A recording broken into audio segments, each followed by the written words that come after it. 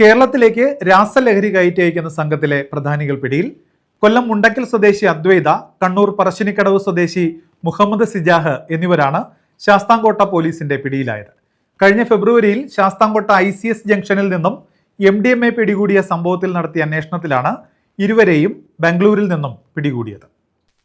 കേരളത്തിലേക്ക് MDMA ഉൾപ്പെടെയുള്ള രാസലഹരികൾ കയറ്റി അയക്കുന്ന സംഘത്തിലെ പ്രധാനികളെയാണ് ശാസ്താംകോട്ട പോലീസ് അറസ്റ്റ് ചെയ്തത്.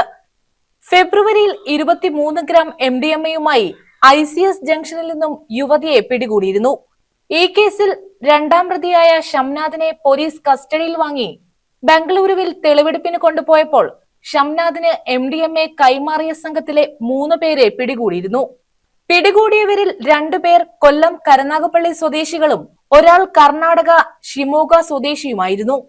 ഈ പ്രതികളെ കസ്റ്റഡിയിൽ വാങ്ങി നടത്തിയ അന്വേഷണത്തിലാണ് കേരളത്തിലേക്ക് വൻതോതിൽ ലഹരിമരുന്ന് കയറ്റി അയക്കുന്ന സംഘത്തിലെ അംഗങ്ങൾ പിടിയിലായത്.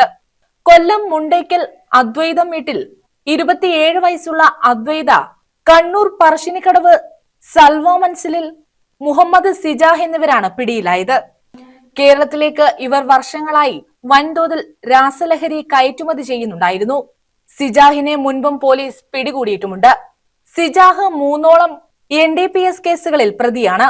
തിരുവനന്തപുരം അമരവിളയിൽ 75 ഗ്രാം MDMA പിടികൂടിയ കേസിലും കണ്ണൂര് ഇരിട്ടിയിൽ MDMA എക്സൈസ് പിടികൂടിയ കേസിലും സിജാഹിനെതിരെ കേസ് രജിസ്റ്റർ ചെയ്തിട്ടുണ്ട്.